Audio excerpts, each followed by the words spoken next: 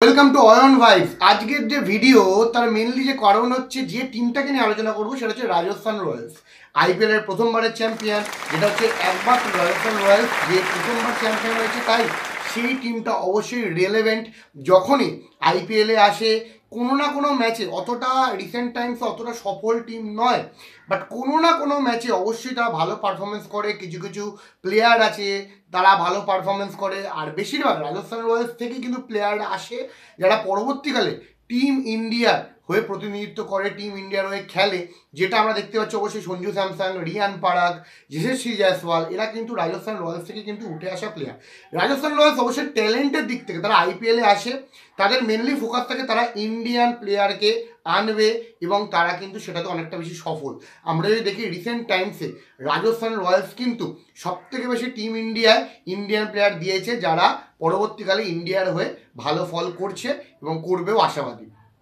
এমনি কিছু কিছু প্লেয়ার রাজস্থান রয়্যালস এবারে যারা রিটেন করেছে তাদের কি প্ল্যান হতে পারে। দেখুন, ব্যাপারটা হলো কি, এইবারের মেগা অকশানে সব থেকে বেশি হোপ কম নিয়ে যাবে রাজস্থান রয়্যালস আমাদের, এবং রাজস্থান রয়্যালসের ফ্যানেরা বেশি আশাও করতে পারবে না, কারণ তারা যে যে প্লেয়ার রিটেন করেছে, একটা হচ্ছে সঞ্জু স্যামসনকে তারা 18 কোটি টাকা দিয়ে রিটেন করেছে, সঞ্জু স্যামসনই তাদের ক্যাপ্টেন হবে। জয়সওয়ালকে তারা 18 কোটি টাকা দিয়ে রিটেন করেছে, রিয়ান পারাগকে 14 কোটি টাকা দিয়ে রিটেন করেছে, ধ্রুব জুড়েলকে, যেটা আমার কাছে আমি সারপ্রাইজ হয়েছিলাম, যেখানে ধ্রুব জুড়েলকে 14 কোটি টাকা দিয়ে রিটেন করেছে, এবং সিমরান হেটমায়ারকে 11 কোটি টাকা, এবং একটা as a uncap player Sandeep শর্মাকে তারা রিটেন করেছে 4 কোটি টাকা দিয়ে। তো মেনলি এর মধ্যে আমি দুটোতে একটু অবাক হয়েছিলাম, একটা হচ্ছে সিমরান হেটমায়ারকে 11 কোটি এবং ধ্রুব জুড়েলকে 14 কোটি টাকা দিয়ে।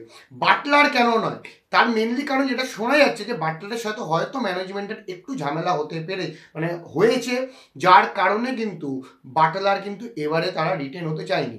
নাহলে আমার বিশ্বাস হয়তো বাটলারকে রিটেন করতো, যেখানে সিমরান হেটমায়ারকে যেখানে 11 কোটি দিয়েছিল সেখানে সিমরান হেটমায়ারকে তারা রিটেন করতো না, বাটলারকে করতো 12 কোটি বা সামথিং কোনো টাকা দিয়ে। তো মেনলি যেটা জানা যাচ্ছে যে বাটলার যেহেতু নেই, আর রাজস্থান রয়্যালস থেকে অনেক প্লেয়ার বেরিয়েছে, যেখানে প্রথম নামটা আসছে চেহাল, এবং তারপরে আশ্বিন, ট্রেন্ট বোল্ট, মানে এই প্লেয়ারগুলো রাজস্থান রয়্যালস এবারে খেলবে না, কারণ আরটিএমও তাদের কাছে একটা অ্যাভেলেবেল নেই, আর তাদের কাছে পড়ে আছে কত, মাত্র 41 কোটি টাকা, যেটা মানে একদম এখানে প্রথম রাউন্ডে এবং সেকেন্ড রাউন্ডে রাজস্থান রয়্যালস পার্টিসিপেটই করবে না, কারণ তারা কোনো প্লেয়ারকে নিতেই পারবে না। 41 কোটি টাকা আর কি প্ল্যান নেবে। তো কি প্ল্যান হতে পারে রাজস্থান রয়্যালসের, কি কারণে তারা এই প্লেয়ারগুলোকে এত কোটি টাকা দিয়ে রিটেন করেছে, যার ফলে তারা সব থেকে কম টাকা নিয়ে অকশন টেবিলে নামবে, মাত্র 41 কোটি টাকা। বলে রাখি, রাজস্থানের কাছে কোনো আরটিএমও অ্যাভেলেবেল নেই। তো সেক্ষেত্রে দেখতে হবে রাজস্থান কি প্ল্যানে নামে। দেখুন, Rishabh Pant, Shreyas Iyer, KL Rahul, Marcus Stoinis, Buttler, এরা তো রাজস্থান পাচ্ছেই না। এটা আপনারা ভেবে নিন, যে বড় বড় নাম আছে ম্যাক্সওয়েল, রাজস্থান পাচ্ছে না। হ্যাঁ, এখন যদি কিছু কিছু নাম এরা যদি অ্যারাউন্ড 4-5-এর মধ্যে যদি কেউ বিড না করে, তখন রাজস্থান করতে পারে, বাট আপনারা ভুলে যান যে এই নামগুলো 4-5 কোটি টাকার মধ্যেও আসে। এরা যে নাম বললেন এগুলো অবভিয়াসলি 10 কোটির ওপরেই যাবে। তো রাজস্থান মেনলি ফোকাস করবে যে প্লেয়ারগুলো, যে ইয়াং প্লেয়ারগুলো ইন্ডিয়ান টিমের হয়ে হোক বা বিদেশি প্লেয়ার, যেসব প্লেয়ারগুলো অতটা বড় নাম নয়, যারা নতুন নতুন আসে, যেমন সাউথ আফ্রিকার, তারা কিছু কিছু বোলার বা অলরাউন্ডারকে টার্গেট করতে পারে। জানসন বলে প্লেয়ারটাকে টার্গেট করতে পারে, মাকরাম বলে প্লেয়ারটাকে টার্গেট করতে পারে, সেখানে শ্রীলঙ্কার কিছু কিছু প্লেয়ারকে তারা টার্গেট করতে পারে, যেহেতু তাদের কোচ তাদের director of cricket Kumar Sangakkara, এবং হেড কোচের পদে কিন্তু এবারে রাহুল দ্রাবিড় এসছে, এবং ব্যাটিং কোচ কিন্তু Vikram Rathour. Total team India যে সাপোর্ট স্টাফ ছিল তাদেরকেই হায়ার করেছে রাজস্থান রয়্যালস। তো সেক্ষেত্রে দেখা যাক, আমার মনে হয় বেশিরভাগ শ্রীলঙ্কান প্লেয়ারদের টার্গেট করবে, এবং ইন্ডিয়ান প্লেয়ার তো আছেই।